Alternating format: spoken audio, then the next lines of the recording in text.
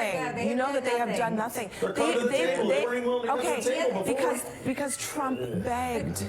He begged for a meeting, and they said yes. And in the meantime, they have said, here's what we're going to give you. Nothing. Yeah. To have a businessman who actually knows how to get this done. We can sit here all day long and say, oh, he's caving. I mean, it was just probably a month ago, everyone at this table was saying the stock market is going to crash, the worst one ever, and it's fine, and things are going It's not fine. It's not. You know, personally, no, I don't agree with Texans, but I don't think that's what the president's saying. I think this is a negotiating tactic, but I also, you know, yeah, Bernie does a rally, but he didn't win your primary. You fixed it for Hillary Clinton to win. So with Congress, I mean, no, his own party. I'm really happy to argue they do everything Donald Trump wants, except when it comes to the billionaires. Easy message for me. It's totally easy. Democrats put up amendments saying, you know, we like every tax cut except for tax cuts for people over $1 million, and every Republican voted no. They raised it up to $5 million. Every Republican voted no. They raised it to $1 billion. You know, just no tax cuts for people over $1 billion. Every Republican voted no. So hello, everybody. Guys, let's get right into this segment. I thought this was a fantastic one. They kind of combined two topics into one. I wish we had more conversations like this, but let's get right into it and we'll talk about it. Tonight, a head-spinning political moment. President Trump is openly pushing for higher taxes on rich Americans. Is you're giving up something up top in order to make people in the middle income and the lower income brackets save more. So it's really a redistribution. And I'm willing to do it if they want. But I actually think it's good politics to do it.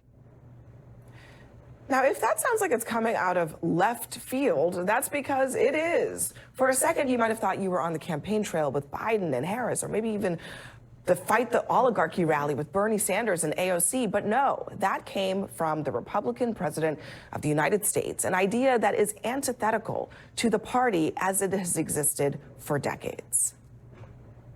Only redistributing wealth, but focus instead on how to create it. And yeah, we're not going to be redistributing wealth. He believes in redistributing wealth. That means taking money from one group of Americans and giving it to another.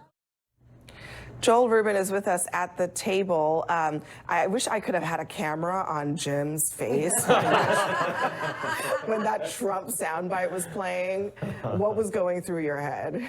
Well, when you hear redistribution, you guys did a nice job kind of going through history on redistribution of wealth. But I do think it's important. This is on folks that make over $2.5 million a year. You're not talking about people who are making $200,000 a year, $400,000 a year. Thumbs up. This is $2.5 million per year that he's looking to increase taxes on. I think it's going to be a very difficult hurdle to get something like that through Congress. But I also think it's a message that Grover Norquist isn't controlling this administration, right? The no tax pledge is something that Donald Trump isn't open to anymore. So I think it opens the door to a big discussion for working class Americans. Are you good? $2.5 million, $5 million, maybe $5 million for couples.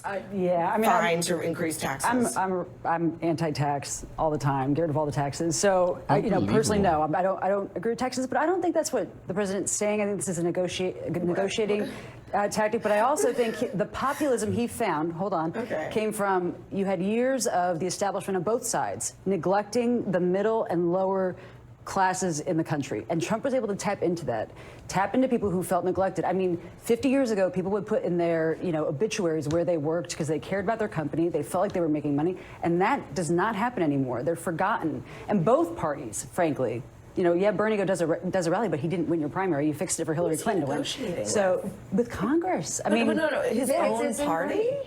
With both, they're going to be blue. Well, I mean, no, Democrats, you don't really have any blue dog Democrats honest, left. I mean, we got some Democrats here. I think y'all would take that, right? Yeah, it's a win. It's a win. It's our policy. It's a win. Thank you. The president understands that the politics are on our side on this issue.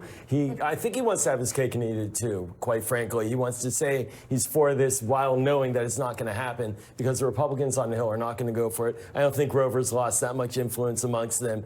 And, look, this is a policy. We do need a tax code here that does tax the extreme wealthy in this country. How are we just going to keep on on running red, deep deficits again and again and again? Or are we going to try to balance this budget? So which prince or princess in the Democrat Party is going to stand up and say, I'm with President Trump? Yeah. I'm coming together. Someone that is a very good question.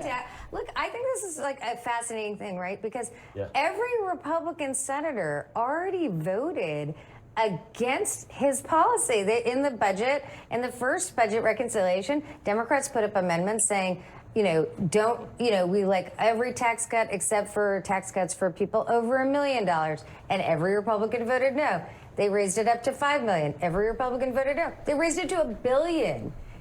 Just no tax cuts for people over $1 billion. Every Republican voted no. So the problem for him is his party. But I will say, I'm standing here happily saying, I think Donald Trump is absolutely right that we should tax wealthy Americans more and not cut Medicaid. I mean, that's the decision. Right now, Republicans in Congress are trying to take away people's health care, children's health care. There's data that children will be the largest number of people who lose health care from their plans, take away health care from children in order to pay for a tax cut for billionaires. Okay, I have to. And guys, this is such an insane conversation. She's right about everything she said there, but this is about $2.5 million a year, which is anything above that gets taxed at 2% more. Now think about this for a second. That's $200,000 a month that you're making. At $2.5 million comes out to $200,000 a month, about $50,000 a week. And I may be alone on this, but you can have it all above $2.5 million if you want. I don't know, but I think I could survive on $50,000 a week. And obviously they won't do anything like that. But all they're asking for is 2%. Trump is asking for 2%, which I think is all nonsense anyways. He's not going to do it. But I would give all of it above $2.5 million. $50,000 a week is not enough. Like, pero diablo. I mean, just the sheer greed with Republicans is just astounding. We have homeless people. People who can't pay their rent, can't afford grocery, can't pay bills. But 2% above $2.5 million, and these guys are freaking out. Even above $1 billion, like she said, I don't remember her name. Even above $1 billion, they said no. Un-effing believable. And this is the thing. What happens when you attack education? The right wing constantly attacking education, pushing them to literally not get educated. And when you can fool your voters into believing the most nonsense conspiracy theories, it's just not that hard about this group and that group. It's just not that hard to trick them into thinking that the super rich millionaires and billionaires should pay less in taxes than me and you and someone making $40K a year. 400 richest family paid an average of 8%. I've said this 1,000 times. I want to play this just because, Lord knows, we may have forgotten this. Do you remember Joe the plumber? Okay, well, let's play what Joe the plumber said about this way back in the day of 2008. His answer actually scared me even more. How so? He said he wants to distribute wealth, and I mean, I'm not trying to make statements here, but I mean that's kind of a socialist viewpoint. I worked for that. It's my discretion who I want to give my money to. It's not the government's to decide that I make a little too much, and so I need to share it with other people. That's not the American dream. I mean, the word redistribute, well, like I cannot believe that Trump used that word. Does he not understand how politically charged that is for Republicans? Well, here's the thing, what everyone gets wrong about Trump, I mean, he's not held to those same political standards, right? So no one is here, no one in Ohio or anywhere tonight is saying, oh my gosh, he used that word. Now, I do think that Democrats are going to be, having a message conflict here, because you can't say that congressional Republicans do whatever Donald Trump says and then here sit at the same table and say they are disagreeing with him. It's healthy. We should disagree on policy to get to a better ending. It happens all the time. It happened with President Bush. It happened with President Reagan. It happened, literally, it is healthy to represent your district and your state, and so to say that Republicans just do whatever Donald Trump says and now say they disagree. I'm happy to argue. I'm really happy to argue. They do everything Donald Trump wants, except when it comes to the billionaires. Easy message for me. It's totally easy. Somebody like Josh Hawley, right? Senator Hawley said, "Look, I would be for some measure of tax increases if you increase the child tax credit, right?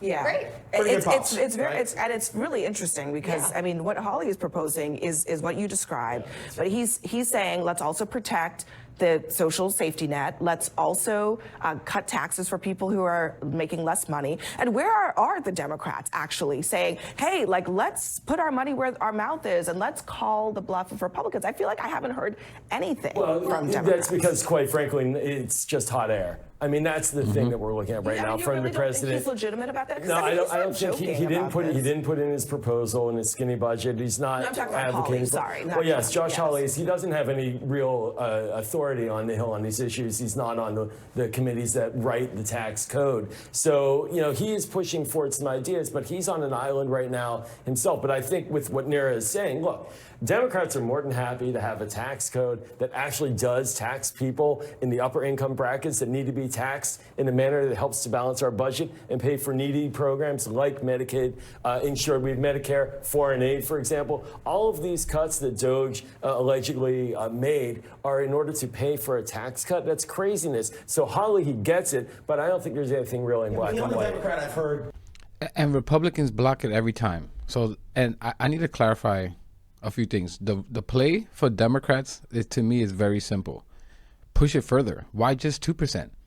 The Democrats should come out there and say 70, 80%, 60%, 50, whatever, above $2.5 million. And make this argument. And the word redistribution, use it against him. The conversation, even the word redistribution, is such nonsense. They make it seem like we're stealing from the rich and giving it to the poor. Like we're Robin Hood. No, that's not what's happening. Let's be very clear. The rich has been stealing from the poor and everyone else for decades, legally through the tax code, whatever. But that's what's been happening. They've been stealing from us. I can make the argument that we pay high taxes because they pay such low in taxes.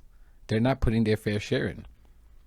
And even if we tax the super rich higher now, even if we did it right now, and give it to everyone else in the form of lower taxes, that's still not a redistribution because it's only going forward. How about all the money that they stole for decades not paying their fair share? They committed legal robbery and we're just taking it back going forward if this was the case. Unbelievable. Raise her hand and say, yes, I'm all for Donald Trump, is the Democrat sitting next to me, right? On this one. Only on this issue. Only on that Only issue. on this Maybe you issue. guys sitting there. One quick note, because this weekend's a big weekend on trade. They're sitting down with China for the first time. And it is fascinating to me that Donald Trump, let's just play real quick what he said about what he wants Scott Bessent or has authorized Scott Bessent to do this weekend. Have you given Bessent a number of how low you're willing to go? Yeah, I am. Are you willing to share that number? Is it the 80%? But I put out a number today, 80%, so we'll see how that all works out. It's so embarrassing. So you're telling me that he raised tariffs to 145% to try to push China into a corner. And then before even walking into the negotiating room, he backs off his own number. Running away from his policy. Art of the deal. Kristen, remember, Jim, China had their heels dug in on this. And now all of a sudden, the heels are becoming undug. Okay, so what they he's doing have is saying, look, I'm going to be reasonable as well. Jim, right? they have done nothing. Oh my God, You know that they have done nothing. They're coming to the table. They weren't willing to come to the table before. Because Trump begged. He begged for a meeting, and they said yes. And in the meantime, Negotiating with yourself. in the meantime, they have said, here's what we're going to give you. Nothing. Yeah. And Trump has said, okay, I'm going to just lower it to 80% then. That's not what he said. That's not what he That's said. not what he said. Here's the floor. Yes, it was. And now you come to the table with something real. It's going to stay where it is. Yeah, he's empowering his team to go there and make a deal. And frankly, we've had politicians serve in these positions for our entire lifetime. To have a businessman who actually knows how to get this done, we can sit here all day long and say, oh, he's caving. I mean, it was just probably a month ago, everyone at this table was saying the stock market is going to crash, the worst one ever, and it's fine, and things are going much. It's not fine. It's not fine. I guess I would say. Consumer sentiment is at a 5-year low. The levels that we were in when we were in shutdown, in lockdowns during COVID. The economy is not fine. I think it's kind of amazing to actually argue that he is a smart businessman who knows how to do these things. I've been in part in negotiations. I've never been in a negotiation with China, but I've been in negotiations in the government.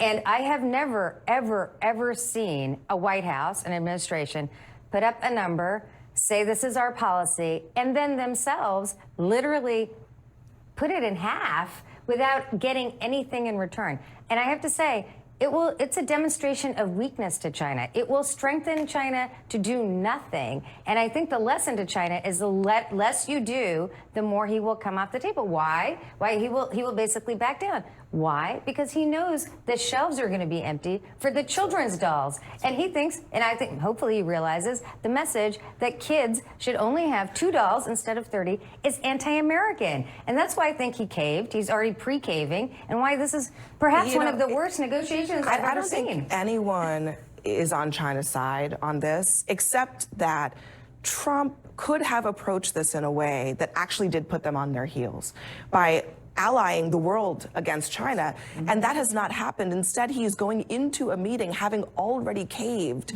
I think even anyone understands that that is not a sign of strength, right? So we'll see what happens as a result of this meeting, but they've signaled to China one thing, and that's we really want to, and maybe absolutely need to back off of this. So help us. Well, that might be the help us. You know, Abby, I served at the State Department for a number of years, and, you know, I like to describe this as a war on the global economy. What he's done is he's declared war on our allies and our friends. To your point, we do not have anybody in our corner right now. We are on our own on an island, and he knows it, and he's beating a retreat, and he's begging other countries to please, please make deals with us. The deal with the UK is a nothing burger. It's not even written yet. It's a very minimal deal, and that's with a country that we had a surplus towards. So with China, he's going into these negotiations playing a very weak hand, and he knows it. All right, guys, stay with that.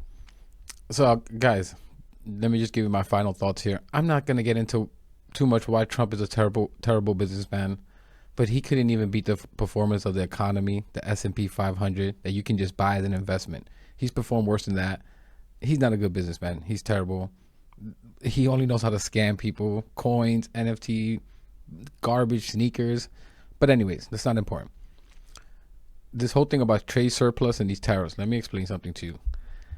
Trump backing down on these tariffs and cutting it by almost half from 145% to 80% is so embarrassing ahead of the meeting, because now China knows that he's just going to cave. They could just keep holding out. He doesn't have the cards, like Trump said to Zelensky. China and all these other countries are humiliating him and are now doing deals without us and squeezing us out. Right? So like, and let me tell you about this whole trade surplus and trade deficit. This is why Trump wants to do these tariffs. We're buying so much from this country, but they're not buying from our stuff. No one has clarified this, and I definitely should have in an earlier video. But guys, surplus, and I'm sure a lot of you already know this, just means that we sell more to another country than they buy from us. Deficit is the opposite. We buy more from that country than they buy from us. But they are both good. Like, okay, I know that trade deficit sounds bad, but it's fine to have trade deficits. Why? Because all it means that we are buying more than we're selling to them. That's fine. But then what we do with these goods, we're not just throwing it in a river and burning it. We're selling it here. We're creating economy, right? There are small and big businesses that buy products from another country and sell it here. It's not that hard to understand. We obviously create jobs, stimulate the economy, right? So I just wanted to clarify this whole trade deficit thing and make it sound like it's so bad. No, we're taking it and we're selling it. Or altering it in some ways, combining it with different products and selling it. That's all that means. We still make money from it. We're still stimulating the economy from it. But I just want to clarify, I'm going to leave it there. Let me know what you think about all this in the comments. I thought it was a fantastic conversation. I still don't think Trump is going to do it. And again, it should be way more, but whatever. Please leave a like, subscribe. It really helps the channel, really helps get the message out there. And I'll catch you in the next one.